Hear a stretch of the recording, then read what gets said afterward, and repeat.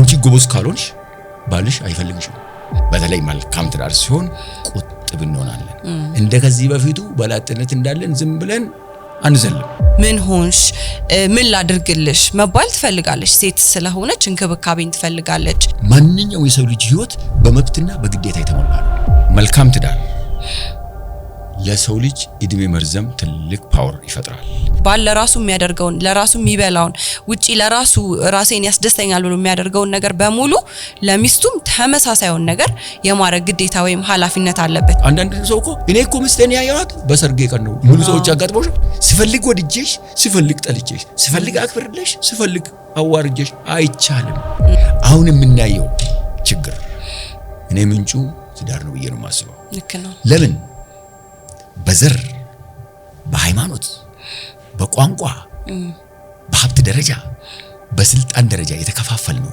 ይሄን ትምህርት ከየት ነው ያገኘነው ትዳር ሲደክም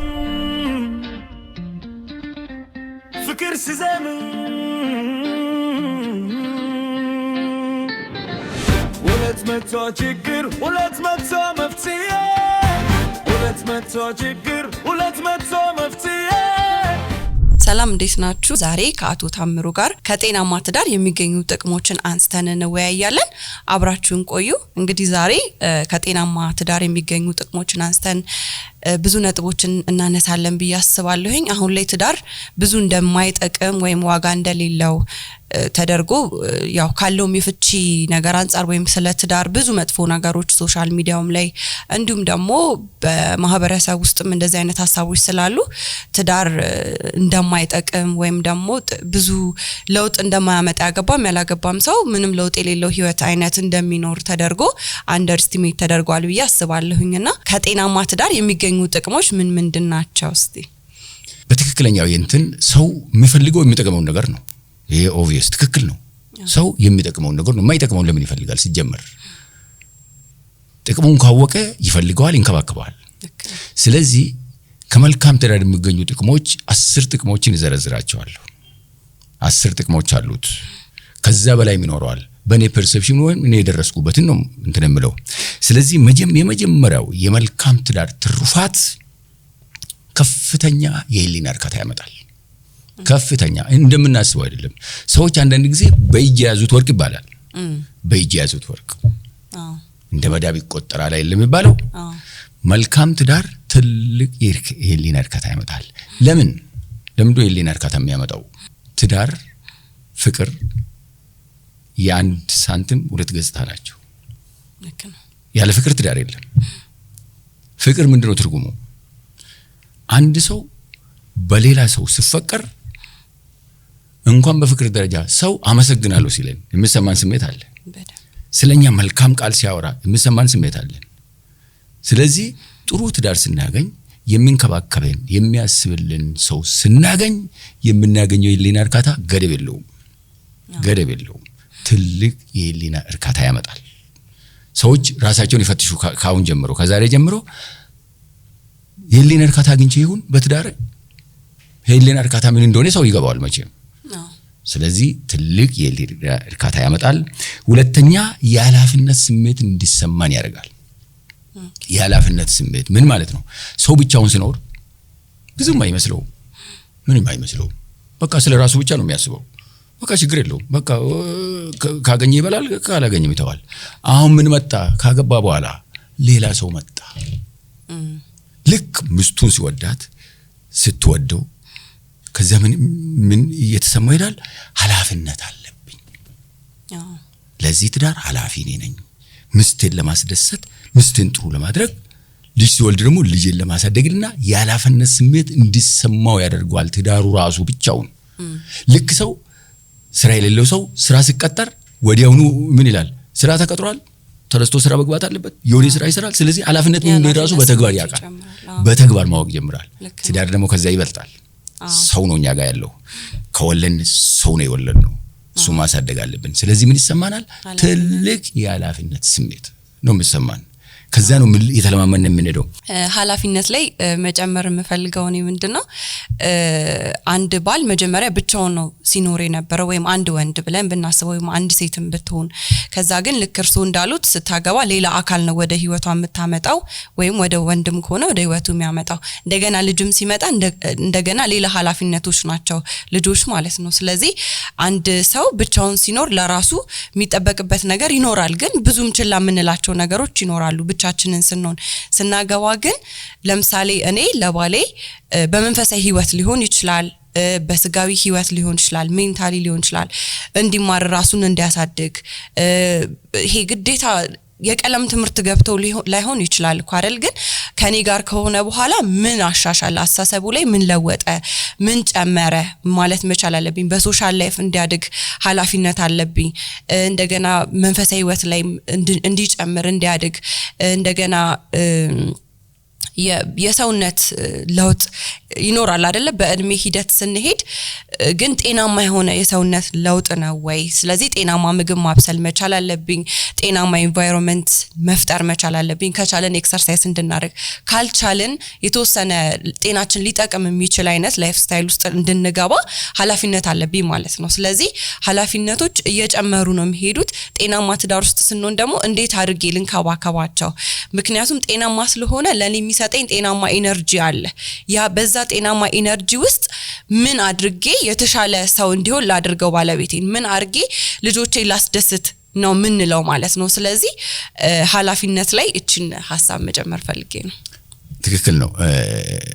ልክ እንዳልሽው ሰውየው መጀመሪያ ብቻውን ነው የሚኖረው ወይም ሴትየዋ ብቻውን ነው የምትኖረው። አብዛኛው ጊዜ ሰዎች ምን ይላሉ መሰለሽ በቃ ብቻዬን ነኝ እኮ ምን ጨነቀኝ እንደዛ ምሉ ሰዎች አሉ። እኔ እኮ ብቻዬን ነኝ። እንደውም አንዳንዶቹ ትዳር የሚፈሩ ሰዎች ምን ይላሉ ትዳር ከመጣ ነገር ይመጣል ስለዚህ ነፃነቴ ይጓደላል። የኔ በተቃራኒው ነው። ኦኬ ነፃነት ያለው በትዳር ውስጥ ነው እንጂ ለብቻ አይደለም ሲጀመር ሰው ሲፈጠር ለብቻው እንዲኖር አይደለም አብሮ እንዲኖር ነው። ስለዚህ አራተኛው ልክ አንድ ሰው ትዳር ከያዘ በኋላ የህሊና እርካታ አገኘ የኃላፊነት ስሜት ተሰማው ከዛ በኋላ ወዴት ይሄዳል ይሄን ሁሉ ለማድረግ ማቀድ ግዴታ ነው። በእቅድ መኖር ይጀምራል። ማቀድ አለበት። በፊት ዝም ብሎ ላጤ ከሆነች በቃ ችግር የለም። አሁን ካልታቀደ መኖር አይቻልም። ከዛ ምን ማድረግ ይጀምራል በፊት ዝም ብሎ የሚያወጣውን ገንዘብ ዝም ብሎ አይወጣም አሁን ስለዚህ ለኔም ለምስቴም ለልጄ ሴቷ ደግሞ ለኔም ለባሌም ለልጄ ስለዚህ ይሄ ብር እንዲ መሆን አለበት። ስለዚህ እቅድ ይጀምራል። አንዳንድ ሰዎች ምን ይላሉ እኔ እኮ ሳላገባ በኩን ነበርኩ ሴቷም ወንዷም ካገባው በኋላ ይሄው በፊት የማይበቃኝ ብር ተረፈኝ እኮ በፊት እኮ አይበቃው ነበር ከወርስ አሁን ማቀድ ሲጀምር ብሩ መትረፍ ይጀምራል። በፊት ምን እንደሚያደርግ እንዴት እንደሚያወጣው አያውቀውም ብሩ ዝም ብሎ ለአልባሌ ነገር ለማይጠቅም ነገር ደግሞ ሲበትን ይኖራል። አሁን የሚወደው ሰው የሚያከብረው ሰው የምንከባከበው ሰው ሲመጣ ማቀድ ግዴታ ይሆናል። ስለዚህ ያቅዳል። ደሞዜ ይሄ ነው ስለዚህ ለአዝቤዛዬ ለልጄ ልብስ ለትምህርት ቤቱ ለምኑ ማቀድ ይጀምራል። ስለዚህ የእቅድ ሰው እንዲሆን መንገድ ይከፍታል የግድም ጭምር ነው። ስለዚህ በእቅድ የመኖር ልምምድ እናመጣለን ስናገባ። ይሄ በእቅድ የመኖር በትዳር ብቻ ውስጥ አይደለም በእያንዳንዱ ህይወታችን ውስጥ እቅድ ያስፈልጋል። ለምን ያለነው ጊዜ ትንሽ ነው ያለነው ኢነርጂ ትንሽ ነው ያለነው ቦታ ትንሽ ነው። ካልታቀደ አይሆንም ዝም ብሎ ክፍት የሚባል ነገር የለም። ስለዚህ በእቅድ የመኖር ልምምድ ያመጣል ትዳር። በዛ ላይ ደግሞ በጣም ብዙ ባልና ሚስቶችንም የሚያጣላቸው ይሄ ነው ብያምናለሁኝ እንዳሉት ገንዘብ እቅድ ውስጥ ማስገባት እንኳን የማይፈልጉ ባለ ትዳሮች ይኖራሉ። ምክንያቱም ባል ሚስት እንድታቅ የማይፈልገው ገንዘብ ሊኖር ይችላል ሚስትም በዛው በኩል ምትደብቀው ይኖራልና እቅድ ላይ ግን እናድርግ ከተባለ የኔ ገቢ ይሄ ነው ያንቺ ገቢ ይሄ ነው ሶ በዚህ ገቢ እንዴት አድርገን እንኖር ምን እናድርግ ለወደፊት ህይወታችን ምን የተሻለ ነገር መፍጠር እንችላለን አሁንን እየኖርን ነገም ደግሞ የተሻለ ነገር ለማድረግ ነው አይደል እቅድ ትርጉሙ እሱ ነው። ስለዚህ አሁን ብዙ እንትኖች ግን ይሄ ግልጽነት ብዙ ትዳር ውስጥ ግልጽነት ስለሌለ ወይም ደግሞ ጤናማ ስላልሆነ ወይ ትዳሩ ይሄ የእቅድ እንትኑ ጥሩ ላይ ያለ አይመስለኝም ወይም የተፋረሰበት ወይም ያለ ቅድ ዝም ብሎ በዘፈቀደ የሚኖርበት ሁኔታም ደግሞ አለ በሌላ በኩል ለማለት ፈልጌ ነው። ትክክል ነሽ። እንደው ምን አሳወስኝ መሰለሽ የሴት እድሜና የወንድ ኪስ አይጠየቅም ይባላል ግን እንደዛ ነው የሚባለው። ይሄ አባባል በጣም በጣም ጥሩ አይደለም። በጣም ጎጂ ነው። ለምን በእኔ አስተሳሰብ በባልና በሚስት መካከል ምስጢር መኖር የለበትም ብዬ ነው የማስበው። ምስጢር ሲባል አለው አይነት ከትዳርሽ በፊት ወይም ሰው ከትዳሩ በፊት ያለው ነገር መዘግዘግ ላያስፈልግ ይችላል። ከተጋቡበት ቀን ጀምሮ ግን አንድ ህይወት ነው ያላቸው። ምንድነው የሚጠበቀው ምስጢር? የሚደበቅ ነገር አለ ከባልና ከሚስት?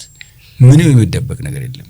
ለዚህ ነው የባል ኪስና የሚስት እድሜ አይጠየቅም ይሉና ሚስት የባሏን ገቢና ወጪ አታውቅም፣ ባል የሷን እድሜ አያውቅም። እነዚህ ሰዎች ባልና ሚስት ናቸው ሲጀመር። እንዲህ ከሆነ ይከብዳል። ግልጽነት ስለሌለ እድሜውን ማላቃትን ሴት ምን እንዴት ነው ምን ማለት ነው ሲጀመር? ስለዚህ አባባሉ ትክክል ስላልሆነ ሰዎች መሆን የለበትም። የባል ገቢ የሚስት ገቢ ሲያቅዱ ሲጀመር መጀመሪያ ማቀድ በጋራ ነው። ባል ብቻ አይደለም ብቻውን የሚያቅደው፣ ሚስት ብቻ አይደለም የምታቅደው። በጋራ ቁጭሉና ገቢያችን ይሄ ነው፣ እንዴት እናድርገው፣ ምን ላይ እናውለው። እሱ ሐሳብ ያመጣል፣ እሱ ሐሳብ ታመጣለች። በተለይ ሴቶች ደግሞ ብልህ ናቸው በዚህ ጉዳይ ላይ እንዲ ይሄ ለዚህ ምንም ሳይጫንቁ ሳይጣሉ ባለቻቸው ገቢ መኖር ይችላሉ። አሁን አንዳንድ ጊዜ ገቢ ሲባል እዚህ ጋር ሰው ብዙ ብር ነው የሚያስበው። ብዙ ብር አይደለም፣ እቅድ ነው የሚያኖረን። እቅድ ከሌለን በየወሩ ሚሊዮን እንኳን ብናገኝ ዋጋ የለውም። እቅድ ከሌለው ዋጋ የለውም። በቃ ሰዎች ይሄን አያውቁትም። በእቅድ ከተመራን ግን ትንሿ ትበቃናለች። ለዚህ ለመጨመር ብዬ ነው። አምስተኛው ምንድነው? ተደጋግፎ የመኖር የመተባበር መንፈስ ያመጣል። ትዳር የመተባበር የመተጋገስ መንፈስ ያመጣል። በፊት ብቻችንን ስንኖር ማንን ነው የምናግዘው? ምናልባት ጥሩ ሰው ከሆነ ቤተሰቡን ለማገዝ ያስብ ይሆናል። ግን አብዛኛው ሰው ከማግባቱ በፊት ምንም መተባበር ምን ትርጉም እንዳለው አያውቅም። በብዛት ሰው ከማን ጋር ይተባበር? በእርግጥ መተባበር ከልጅነት ጀምሮ በትምህርት ቤትም ተባብረን አብረን ማጥናት ይችላልን። ግን እሱ ብዙም የተለመደ አይደለም ኢትዮጵያ ውስጥ። ሁሉ ጊዜ ትምህርት ቤት ውስጥ ፉክክር ነው ያለው። ስለዚህ ጥሎ ለማለፍ እንጂ መተባበር ብዙም የለም። ግን በሰው ልጅ ህይወት ውስጥ ከመፎካከር መተባበር ይበልጣል። መፎካከር የምትፎካከሪ ከሆነ የሌላን ሰው ውድቀት ነው የምትጠብቂው። የሌላው ሰው ውድቀት ደስ ይልሻል። ለምን አንቺ አንደኛ ልትወጪ ነው? ትክክል አይደለም። መተባበር ነው የሚበልጠው። በመተባበር ውስጥ ጎልቶ የሚወጣ ሰው ይኖራል። እየተባበርንም ጎልቶ የሚወጣ ሰው ይኖራል። እሱ ችግር የለውም እንጂ እኔ አንደኛ እንዲሆን እኔ ጥሩ ነገር እንዳገኝ ሌላው ሰው ማጣት አለበት፣ ሌላው ሰው መውደቅ አለበት ብለን ካሰብን እሱ አይሰራም። ለብቻ መውደቅ ስለሌለ ስለዚህ ትዳር ሲኖረን መልካም ትዳር ሲኖረን የመተባበር የመደጋገፍ ስሜት ያመጣል። ባል ሚስቱን መደገፍ አለበት፣ ሚስት ባሏን መደገፍ አለባት። የጋራ ህይወት ስለሆነ አንዳንድ ጊዜ እኮ ብታይ አብሮ ባልና ሚስት ስራው ነው፣ እሱም ስራው ነው፣ እሷም ስራው ነው። ማታ ተገናኝቶ እሷ መጣ ስትባዝን እሱ ለተለጥቶ ቁጭ ብሎ ቴሌቪዥን ያያል። ምንም ነገር እኮ ምንም ነገር ሁሉም ነገር እሷ ነው የምትሰራው። ምን አለበት ውሃ እንኳን ቢቀዳላት። ወጥ የማይጨልፍ ሰው አለ። ወጥ ነይ ጨልፊልኝ፣ ኧረ ጨልፌ ብላው ምን ውርደት አይደለም ወጥ መጨለፍ። ሲሆን ምን ማድረግ አለበት? ወጡን አግዞ መስራት አለበት። ምን ችግር አለው? እንደው አንድ ጊዜ ምን አስታወስኩ አሁን መሰለሽ፣ ክበቦ ገዳ የሚባል ኮሜዲያን አለን። እሱ አንድ ጊዜ የሰራው ቪዲዮ አለ። አንድ ፈረንጅ ባልና ሚስት፣ አንድ ደግሞ አበሻ ባልና ሚስት። የፈረንጁ ሚስቱ አመሸች ስራ፣ ምን የመሰለ ምግብ አዘጋጅቶ ልክ እሷ ስታንኳኳ ደርሷል ምግቡ። ልክ ሄዶ ተንከባክቦ ያመጣትና እስኪ አሽቺው ምግቡ እንዴት ደስ ይላል። የሚገርም ቪዲዮ ነው። እንዴት ደስ ይላል ያዘጋጀውልሽ ምግብ ሁሉንም አዘጋጅቶ እኮ ነው። አበሻው መጣ፣ አንኳኳች፣ ከፈተና ወደ ነበርሽበት ሂጂ፣ ተመለሽ ወደ ነበርሽበት ዳይ፣ እኔ ሰርቼ ላበላሽ ነው። አስበሽዋል? ለሷ ነው እንደሚሰራው፣ ለራሱ ሆድ እኮ ነው የሚሰራው። እኔ እንጀራ በጋገር ወጥ ቢሰራ ለመስቴ ነው እንደሚሰራው፣ ለራሴ ሆድ እኮ ነው የሚሰራው፣ ለልጄ እኮ ነው የሚሰራው። ሲጀመር እኔ በጣም የሚገርመኝ ሴት እንዴት ጋግር ሴት ወጥ እንዴት ሰራ የትኛው ህግ ነው የደነገገው አለ መጽሐፍ ቅዱስ ላይ የለም እኮ ቁርአን ላይ የለም እኮ የለም እንደዚህ እዚች ጋራ ትንሽ የሚቃረን ሐሳብ ያለኝ እኔ መጽሐፍ ቅዱስ ላይ የቤትን ኃላፊነት ሴቷ መያዝ እንዳለባት የሚያስረዳ ቦታ አለ ግን ያ ማለት ወንዱ ምንም አያግዝ ወይም ደግሞ ወንዱ በቃ ቅድም እንዳሉ ወደው ነበርሽበት ሂጂ ማለት አለበት ማለት አይደለም እንደሱ ነው የሚረዳው እንደዚህ አይውልሽ አንዳንድ ጊዜ መጽሐፍ ቅዱስን በአግባቡ እኮ አልረዳም የቤት ኃላፊነት የሴት ነው ሲል ምን ይስረዳው ልጅ የወለደች ሴት አይደለችም አሁን ለልጅ ከቅርበት አንፃር በጣም የምትቀርበው እናት ናት ለምን እሷ ወደ ውስጥ ነው የነበረው የ9 ወር ሚሞሪ አለ አምጦ የመወለድ ሚሞሪ አለ ገብቶሻል በጣም ትቀርባለች እኔ አንዳንድ ጊዜ ምን እላለሁ ልጅ ሲወድቅ ዋ ብሎ ሲወድቅ የባልና የምስት ድንጋጤ ብለካ የምስት ይበልጣል ይሄ በተግባር ሁሉም ሰው ያውቃል ባሊም እኮ ይደነግጣል ልጁ እኮ ነው ይደነግጣል ይወደዋል ልጁን ግን የበለጠ የምትደነግጠው ማናት ሚስት ናት እናት ናት ለምን 9 ወር ተሸክመዋለች አምጣ ወልዳለች ምናልባት እኔ አሁን እዚህ አዲስ አበባ ውስጥ ማማጥ እየቀረ ይመስለኛል በጣም የምቃወመው በተቻለ መጠን ሴት አምጣ ትውለድ ለምን የራሱ ትርጉም ስላለው ነው አምጦ መውለድ የራሱ ትርጉም ስላለው ነው ትልቅ ቦታ አለው አምጦ መውለድ ገብቶሻል ለምን አምጣይ ስትወልጂ ኦልሞስት ሞቶ እንደመዳን ይላሉ አንዳንዶቹ የለውም እኮ ነው ምሉት ከዛ በኋላ ልክ ልጃቸውን እንዳገኙ ይረሱታል ለምን ልጅ ነው የወለዱት ልጅ መውለድ ተራ ነገር አይደለም እሱ ላይ አንድ ቀን ጊዜ ወስደን ሰው እንዴት ነው የሚወልደው ሲወልድ ምን ይሰማዋል አርግዞ መውለድ ምንድነው እሱ ጊዜ ሰጥተን አንድ ጊዜ በሌላ ቶፒክ እንገናኛለን ግን በጣም ሰፊ ቶፒክ ነው እሱ ስለዚህ ስድስተኛው ለሌላው የማሰብና ስለሌላው ነገር ጉዳይ ነው ብሎ ማሰብ ይመጣል ትዳር ስንመሰረት ለሌላ ሰው ማሰብ ከራሳችን አልፈን ከዚህ በፊት ወንደላጦኝ ይያለው በቃ ለማን አስባለሁ አሁን ሌላው ሰው በህይወት መጥቷል በህይወት መጥቷል ስለዚህ ላስብለት እዚህ ጋር ምን መሰለሽ አሁን መልካም ትዳር ላይ ያለው የመልካም ትዳር ትርፋቶች አይደለም ምናወራው ያ ትዳር መልካም ሆነ ማለት ምን ማለት ነው ባልና ሚስት ይዋደዳሉ ይተሳሰባሉ ይተባበራሉ ይደጋገፋሉ አይደል ያለው አሁን ምን ማድረግ ጀምራሉ የሆነ ነገር ማድረግ ሳስብ ለካሱ አለች እኔ እኮ ብቻ አይደለም ቅድም ይያሻለለ ስለ ገንዘብ ለምሳሌ ደሞዝ መጣ የሆነ ነገር መግዛት ፈለኩ ኖ አንደ በፊቱ ዘሎ መግዛት የለባውዳ ይሄን ነገር ዛሬ ልግዛው ነገ ልግዛው ስንት ብር ነው የሚፈጀው ምንድነው ማረጋው ስለዚህ ምስቴን ላማክር ምስቴን እሷን ለሷ ሳል ነገር አልገዛም ስለዚህ ምን ለማን ነው ያሰብኩ ነው ለሷ ነው ያሰብኩ ያለውት ለምን እኔና እሷ ነን አብረን የምንኖረው አይደለም እኔ ስደሰት ትደሰታለች እኔ መልካም ነገር ሳገኝ እሷ ደስ ይላታል ለሷ ምንድነው እኔ ሲጎዳም በዛው ልክ ነው የምትጎዳው አይደለም ስለዚህ አሁን ለሌላ ሰው ማሰብ እንጀምራለን አሁን እኔ ምን እላለሁ በተለይ ከማይበረሰብ አንፃር ከህዝብ አንፃር የህዝብ የማይበረሰብ የሀገር መነሻ ትዳር ነው ብዬ ነው ማምነው ልክ ነው ትዳር ነው ብዬ ነው ማምነው ትዳር ጋር ከተስተካከለ ሀገር ተስተካከለ ትዳር ጋር ከተበላሸ ሀገር ተበላሸ ልክ ነው ሰው ምን ይመስላል አስተዳደጉ ሰው ምን ይመስላል እናቱን አባቱን አካባቢውን ነው የሚመስለው ሰው ስለዚህ ይሄም ትልቅ ቶፒክ ነው ሰው እንዴት ነው የሚያድገው እናትና አባት ልጅ በማሳደግ ምንድነው ሚናቸው መልካም ሰው እንዴት ከትዳር ይፈጠራል ትልቅ ቶፒክ ነው አሁን እናነሳው አንችልም ትሩፋቱ ግን ምንድነው መልካም ትዳር ካለሽ ለሰው ማሰብ ትጀምሪያለሽ ለባልሽ ካሰብሽ ወንድ ለምስቱ ካሰበ ለሌላው ሰው ማሰብ ይጀምራል ለሌላ ሰው እየሰፋኩ ነው የሚሄደው ለምስት ያስባለሁ ቀጥዬ ለልጄ ቀጥዬ ለጎረቤቴ ቀጥዬ እንደዛ እኮ ነው የሚሰፋው ከዛ ለሀገር ከዛ ለዓለም ማሰብ ይጀምራል ለምን ዓለም ተሳስቦ ነው የሚኖረው ሁሉ ነገር በዚህ ዓለም ላይ ኢንተርኮኔክትድ ነው የተቆራኘ ነው ካልተሳሰብን ካልተደጋገፍን ኑሮ ከባድ ነው አሁን ይሄን ዓለም እየናጠ ያለው ዓለም ተባበራችን ዓለም ተሳሰባችን ነው ሁሉም በየፊናው በየፊልዱ ነው ምሮጠው ለኔ ለኔ የሚባል ነገር በተፈጥሮ ውስጥ የለም። የኔ ብቻ የለም ለኛ ነው የሚባለው። ለምን የተገናኘነን የተቆራኘነን። ስለዚህ መተሳሰብን ለሌላው ሰው ማሰብን ከትዳር እናገኛለን ለማለት ነው። አዎ መተሳሰብ ላይ ማለት ነው መጨመር ፈልገው በተለይ አሁን በብዙ ኬዞችም ውስጥ እንደተረዳሁት ለብዙ ሰዎች እንደውም ለብዙ ክላይንቶቼ የምሰጠው አንድ ምሳሌ አለ። ብዙ ጊዜ ሚስት በተለይ ቤት የምትሆን ከሆነ ባል ሚወጣና ሚሰራ ከሆነ ባል በጣም ጥሩ ልብስ ይለብሳል፣ በጣም ጥሩ አይነት እይታ ይኖረዋል ማለት እይታን ሚስብ ነገር ውስጥ ማለት ነው። ያ ማለት በጣም ዘናጭ ሊሆን ይችላል ወይ በጣም ሚለብስ።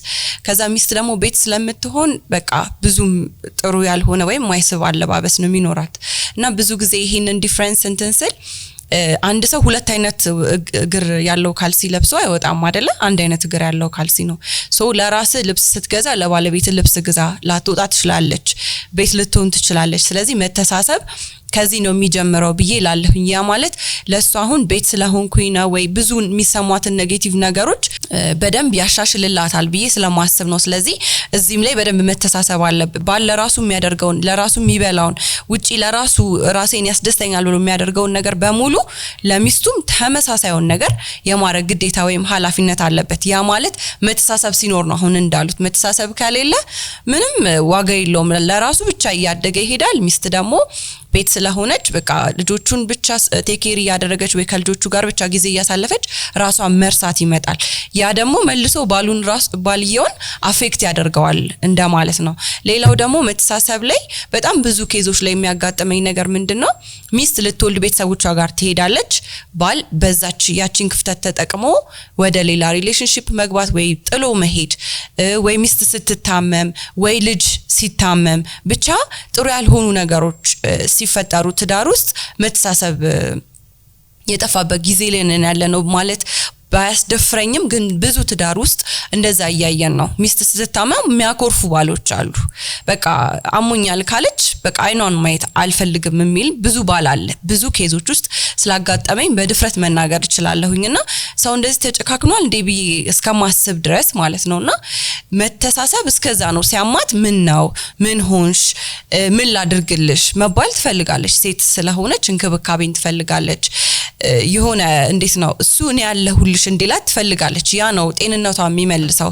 ብዙ ጊዜ ዶክተር ጋር ስንሄድኮ ገና ዶክተር ጋር እንደምንሄድ ስናቅ ነው አይደል መዳን የምንጀምረው እንጂ ተኝቶ አሞት በቃ ልብስ መልበስ እንኳን አልችልም ወይ እቺን ብርጭቆ አቀብሉኝ እንኳን የሚል ሰው ሐኪም ቤት እንሂድ ሲባል ተነስቶ ልብሱን ይለብሳል አይደል? ከዛ በፊት ግን እቺን ብርጭቆ እንኳን አቀብሉኝ እያለ የሚንጠራራ ሰው የነበረ ሰው ማለት ነውና ከአይምሮ ነው መዳን የሚጀምረው። ስለዚህ ባል ደግሞ በጣም የሚወዳት ሚስቱ ወይም እሷም በጣም የምትወደውን ባሏ አይዞ ስትለው ወይም አይዞሽ ሲላት መዳን የሚጀምረው ከዛ ነው። ሶ ኦኬ ኖቲስ አድርጎታል ማለት ነው። መታመሜን ስትል የተሻለ ጤንነት ላይ እንድትሆን እድል ይፈጥርላታል። ሶ መተሳሰብ በጣም ትዳር ውስጥ ያስፈልጋል። በጤናማ ትዳር ውስጥም ደግሞ እያነሳን እንዳለ ነው መተሳሰብ በደንብ አለ እንደማለት ነው። ትክክል ነሽ። እንደውም ምንድነው መሰለሽ አሁን መልካም ትዳር አይደለም ጉዳዩ። መልካም ትዳር ሲኖር ሰው ይተሳሰባል። ልክ እንዳልሽው ከተሳሰበ ለራሱ የሚመኘውን የሚያደርገው ነገር ሁሉ ለሷ ነው ማለት ልክ ነው። ከብቶሻል ኃላፊነት ብለናል ቅድም። የኃላፊነት ስሜት የመተባበር ስሜት አይደለም። አሁን ለራሱ የሆነ ነገር ሲመኝ እሷስ ትመጣ ወዲያውኑ እኮ ነው የምትመጣበት። ለምን መልካም ትዳር ስለሆነ ነው። መልካም ትዳር ካልሆነ ግን አይመጣለትም። በርግጥ ሌላ ጊዜ ደግሞ መጥፎ ትዳር ሲኖረን ምን ችግር ይመጣብናል የሚል ሌላ ፕሮግራም እንይዛለን። ምን ችግር ይመጣል? ስለዚህ አሁን የቀሩትን ነገር ለመጨረስ ሰባተኛው ቁጥብነት ነው። ቁጥብ መሆን እንጀምራለን ትዳር ሲኖረን። በተለይ መልካም ትዳር ሲሆን ቁጥብ እንሆናለን። እንደከዚህ በፊቱ በላጥነት እንዳለን ዝም ብለን አንዘልም። ቁጥብ እንሆናለን። በሁሉም ነገር ነው ቁጥብ የምንሆነው። በነገራችን ላይ በገንዘብ አጠቃቀም ቁጥብ እንሆናለን። በንግግራችን ቁጥብ እንሆናለን። በሁሉም ነገር ነው ቁጥብ የምንሆነው። ለምሳሌ አሁን ከዚህ በፊት ሳያገባ ሰው ዝም ብሎ በየቀኑ ቢራ ድራፍት በየቀኑ የሚጠጣ ከሆነ ልክ እንትን ሲል ትዳር ሲመሰርት እቅድ መያዝ ሲጀምር የገንዘብ አጠቃቀሙን ሲያቅ ቢራውን መቀነስ ይጀምራል። ኢቭን ይተዋል። ምን ይሰራል? ይተዋል። በቃ አልፈልግም አልጠጣም። በቃ ያለኝ ብር ይሄ ነው። ስለዚህ ለቢራ ይበቃል። ከሆነ ደግሞ ይቀንሰዋል። በፊት 5 6 10 ቢራ ይጠጣ ከሆነ 21 2 ይበቃኛል 3 ይበቃኛል አብሮ ለመጫወት እንደዚህ ማለት ይጀምራል። 8ኛው በራስ የመተማመን ስሜት ያመጣል ትዳር። ኦኬ ትልቅ ትርጉም ነው ያለው። በራስ መተማመን ትልቅ ፓወር አለው በሰው ልጅ ህይወት ውስጥ ለትዳር ብቻ አይደለም። በሁሉም ስራችን በሁሉም ህይወታችን በራሳችን መተማመን አለብን። ኦኬ በማንም አትተማመኝም። አንቺ ነሽ ለራስሽ። እኔ ምን እላለሁ ሁሉ ጊዜ እያንዳንዱ ሰው ለራሱ ንጉስ ነው። የራሱ መሪ ንጉስ ነው። ለአንቺ ማንንም አይመጣም። አንቺ ጎበዝ ካልሆንሽ ባልሽ አይፈልግሽም። ለምን? እያንዳንዱ አሁን ምን እላለሁ አንዳንድ ጊዜ ነው ትዳር ማንኛው የሰው ልጅ ህይወት በመብትና በግዴታ የተሞላ ነው። መብትሽን ለማግኘት ግዴታሽን መወጣት አለብሽ። ግዴታሽን ለመወጣት በራስ መተማመን ያስፈልጋል። ስለዚህ ልክ ጥሩ ትዳር ስለሆነ ቅድም እንዳልነው መተሳሰብ ስንጀምር፣ ማርካት ስንጀምር፣ ቁጥብነት ስናመጣ፣ ማቀድ ስንጀምር ከዘመን እየሆነ ይሄዳል። ውስጣችን ያለው ፖቴንሻል ራሱ መውጣት ይጀምራል። ቅድም የተደበቀው ዝም ብለን በእንዝላልነት በላጤነት ዝም ብለን ያለ ኃላፊነት ያለ ይቅር ዝም ብለን ስንዘል አናቅም። ተበትኗል ፓወራችን። አሁን በራስ መተማመን የራስን ፓወር ማወቅ ኃላፊነትን ማወቅ ስንጀምር ፓወራችን መውጣት ይጀምራል። ከዛ በኋላ በራሳችን እንተማመናለን። ለካኔ አሁን አንዳንድ ጊዜ ምን ይባላል መሰለሽ ሰው ሳያገባ በፊት ሰው ይወደኛል እውነት ነው ሰው ይፈልገኛል ይላል እኮ ሰው ይጠራጠራል እኮ ሰው እንደሚወደው እንኳን አያውቅም እኮ። ልክ ትዳር መስርቶ መልካም ትዳር መምራት ሲጀምር ለካ ሰው ይወደኛል ለካኔ ጥሩ ሰው ነኝ። ከዛ በራስ የመተማመን መንፈሱ እየጎለበተ ነው የሚሄደው። በራሱ ይተማመናል። በቃ ፓወርፉል ይሆናል። በተለይ ልጅ ከወለደ በኋላ ደግሞ አቤት ልጅ መውለድ እኮ ተራ ነገር አይደለም። ልጅ መፍጠር ይችላል ነው ለካ ሰው መፍጠር ይችላል። ትልቅ በራስ የመተማመን ስሜት ያመጣል። 9ኛው ጥሩ ሞራል እንግዲህ ታውቂያለሽ ሞራል ማለት ብዙ እንትን አለው። ብዙ አይነት ሞራሎች አሉ። ሞራል ግብረገብ ምንለው ጥሩ ትዳር ያለ ሰው መልካም ትዳር ያለ ሰው ቅድም እንዳልነው ንግግሩም ገንዘብ አወጣጡም ሁሉ ነገሩ ቁጥብ ነው የሚሆነው። ስለዚህ ቁጥብ ከሆነ በኋላ ሞራል የትን ጋር እንዳለ ያመጣል። ይሄን ብናገር ሞራል ይሄን ብናገር ምንድነው ሌላው ሰው ምንድነው የሚሰማው መልእክቱ ምንድነው ሊሆን የሚችለው? ስለዚህ ንግግሩ ሁሉ ይቀየራል። ሞራል ያለው ሰው ይሆናል። ከዚህ በፊት ዝም ብሎ እንደፈለገ የሚናገረው ሰውዬ አሁን ዝም ብሎ መናገር የለም። ለምሳሌ ከዚህ በፊት ስትናገር ሌላ ሰው ዝም ይልሻል። የራሱ ጉዳይ ነው። ምስት ግን ዝም አትልም። ባል ዝም አይልም። እንዴ ነችና ይሄ ቃል እኮ ጥሩ አይደለም ለምን እንደዚህ ተናገር? ልክ ከዚህ በፊት ሌላው ሰው ያልነገረው ዝም ብሎ ያለፈውን ምስት ኢቭን እንኳን እሷ ባትነግረው ምስቱ ባትነግረው ስሜቷ ሲለወጥ ፊቷ ሲለወጥ ስትናደድ ወይ የምትመልስለት ቶን ቅድም ደስ ብሏት ፍልቅልቅ ብላ እንትን ያንን ቃል ሲያወጣ ኢሞራላዊ የሆነ ነገር ሲናገር ትለወጣለች ኮምፕሊትሊ ወዲያው ነው። አንዳንድ ጊዜ ሰው ለመደበቅ ይሞክራል ስለዚህ ስሜት መደበቅ አይቻልም። ውስጥሽ የሆነ ነገር ፊል ካደረግሽ ፊት ላይ መታየቱ የግድ ነው። ትቀንሽ እንደሆነ እንጂ አታስቀሪው። ስለዚህ ምን ይላል ልክ ያልሆነ ነገር ሲናገር እሷ ቅር ሲላት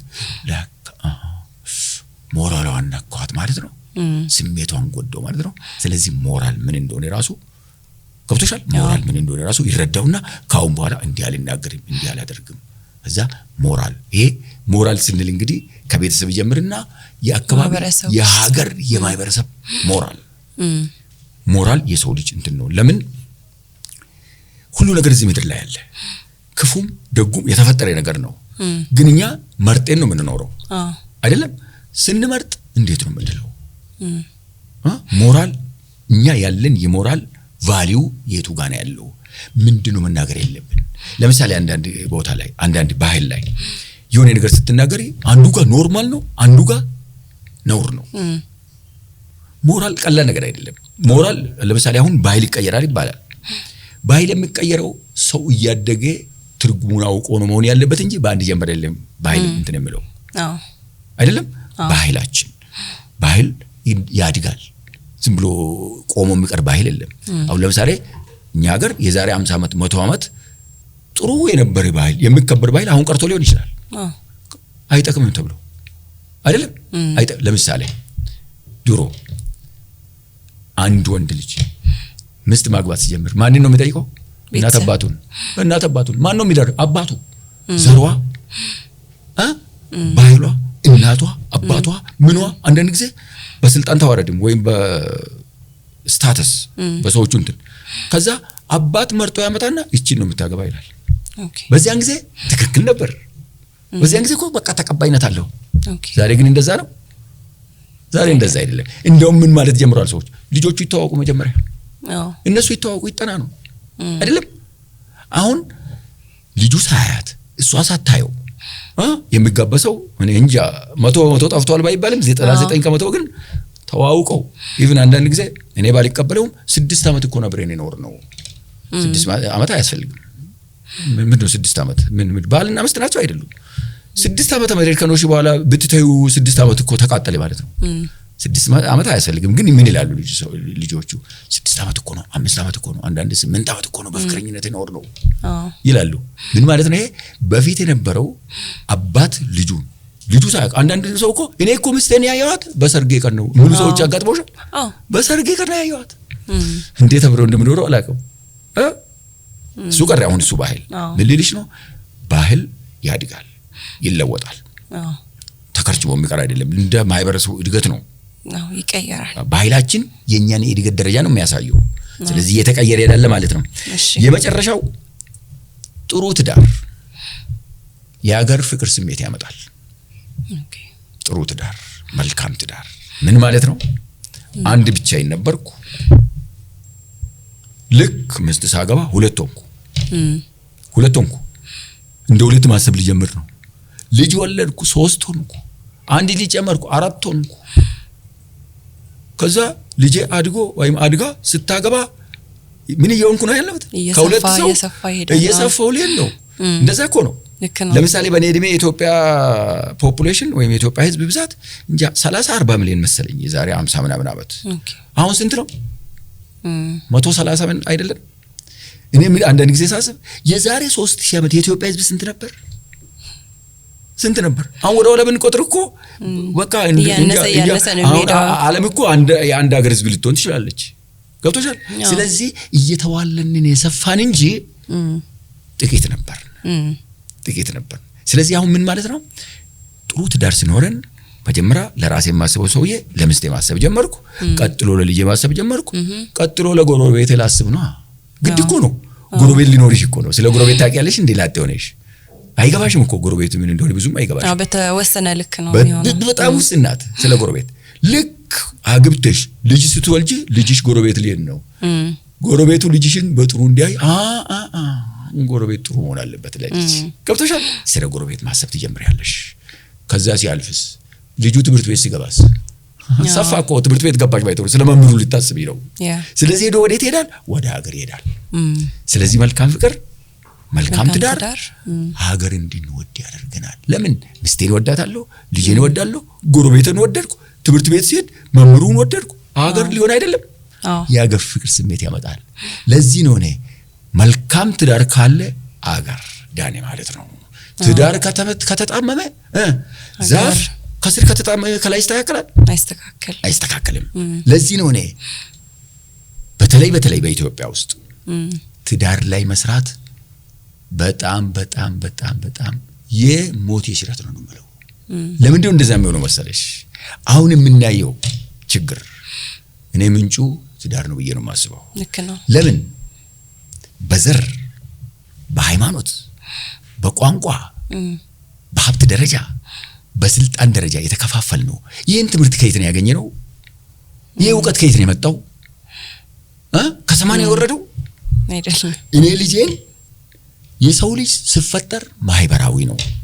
ህይወቱ የተሳሰረ ነው። አንዱ ያለ አንዱ መኖር አይችልም። ስለዚህ ለሰው ልጅ መተባበር መደጋገፍ አንዱ ለአንዱ መልካምነት ለአንዱ ጤንነት ለአንዱ ሰላም ለአንዱ እድገት የኔ ጉዳይ ነው ብሎ ማሰብ የውዴታ ግዴታ ነው፣ ምርጫ አይደለም። ሲፈልግ ወድጄሽ ሲፈልግ ጠልቼሽ ሲፈልግ አክብርልሽ ሲፈልግ አዋርጄሽ አይቻልም።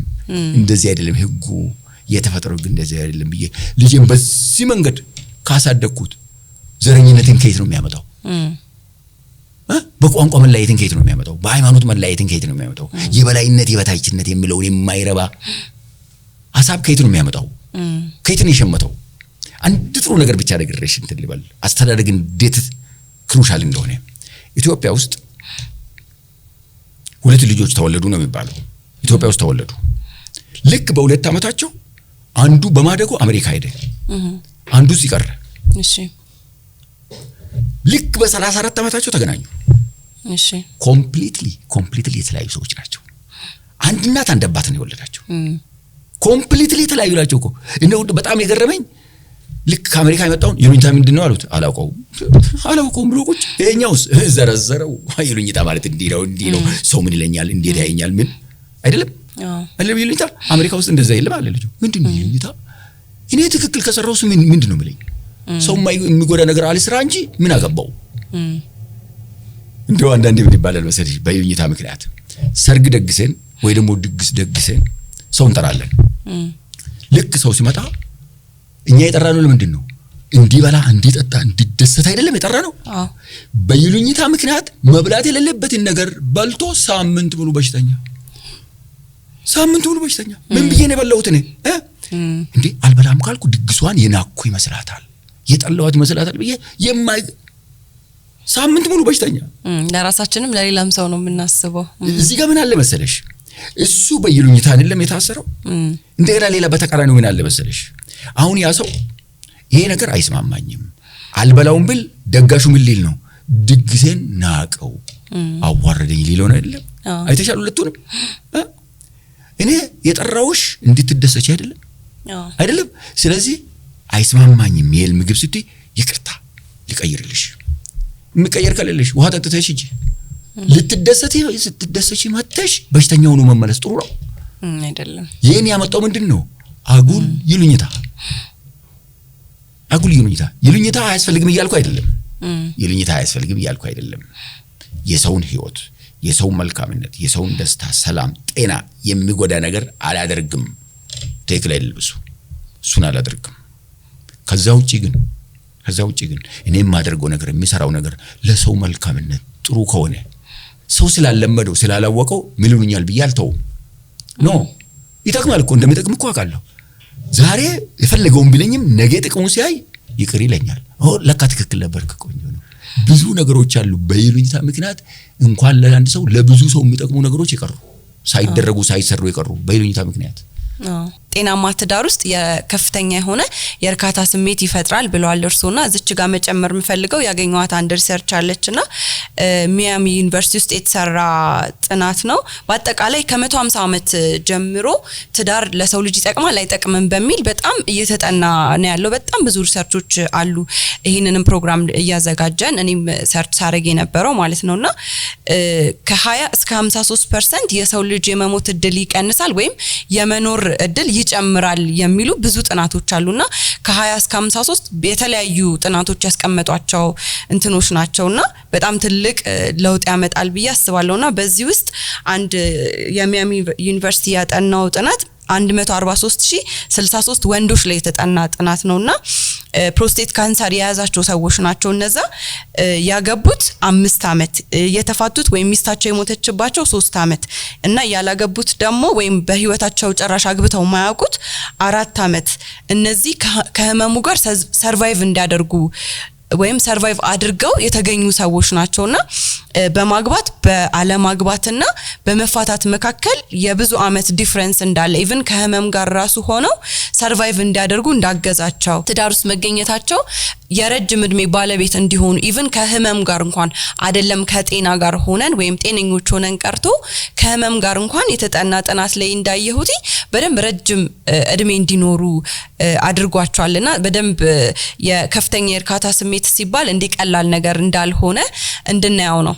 መልካም ትዳር ለሰው ልጅ እድሜ መርዘም ትልቅ ፓወር ይፈጥራል። ምክንያቱም ምን መሰለሽ መልካም ትዳር ያለው ሰው በህይወቱ ደስተኛ የሆነ ሰው የተረጋጋ ሰው በሽታ የመከላከል አቅም ይፈጥራል። ልክ ነው።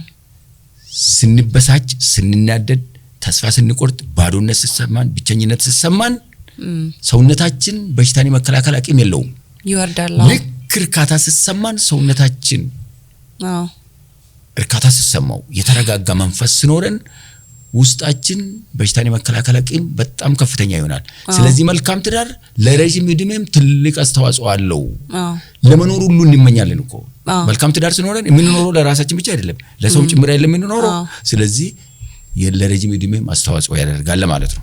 በዛ ላይ ደግሞ አሁን ላይ በጣም ብዙ ሴቶች ላይ ፖስትፓርተም ዲፕሬሽን ይታያልና እሱንም ራሱ ለመከላከል ጤናማ ትዳር ውስጥ መሆን በጣም ትልቅ አስተዋጽኦ እንዳለ ያቺ ሴት ሰፖርት እንዳላት ስታስብ ባሏ ከጎኗ መሆኑን ምንም ነገር ቢፈጠር አብሯት መሆኑን ስታስብ ለዚህ በሽታ እንኳን የመጋለጥ እድሏን ይቀንሳል። እንዲሁም በአጠቃላይ በአእምሮ ጤና ዙሪያ ራሱ በጣም ትልቅ የሆነ ዲፍረንስ ነው ያለው ባገባና ባላገባ መካከል።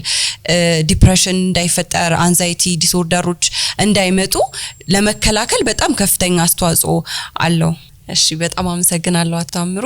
10 ነጥቦችን አነሳን። መልካም ትዳር ውስጥ የሚገኙ ነገሮች ናቸው። እነዚህ ነገሮች እንግዲህ ይህንን የሚያዩ ሰዎች በደንብ ራሳቸውን ትዳራቸውን የቱ ጋር እንዳሉ ይመረምሩበታል፣ ያዩታል ብዬ አስባለሁኝ። አመሰግናለሁ። ትዳር ሲደክም ፍቅር ሲዘምን